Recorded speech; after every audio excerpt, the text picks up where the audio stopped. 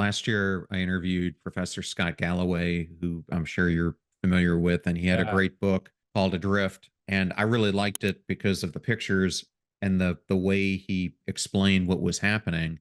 But it reminded me as I was reading your book, you write, most of us don't want to live like this, tethered to Mhm. distraction and division.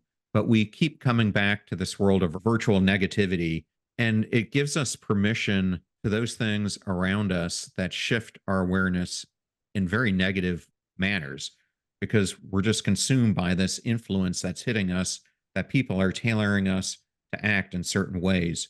Why is this all making us such a slave to our environment?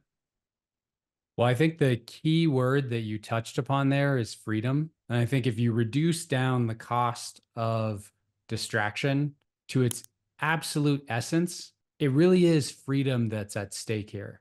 Because when we are tethered to our device, when we're checking our phone constantly, for example, around family members, or we go for a play date with our kid, and they're on the play structure and we're on our email or whatever it is. What's happening there is we're prioritizing the distraction over what I think we all would say matters more in that moment. So there's a way in which we're not free to live according to our highest priorities, to focus our time and our energy on what really matters most to us. Instead, we're just sort of sucked into this loop of craving that takes our attention elsewhere. And I think we all have our own unique forms of distraction. So if you're listening to this, I think one thing that's interesting to do just as an exercise is to take a step back and reflect on what are my key digital cravings? What are my top three?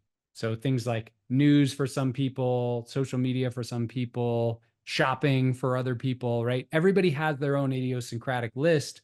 But once you get clearer on what that list looks like for you, it becomes just easier to see that arising in real time. And I think that awareness is ultimately how we start to have a little bit more freedom.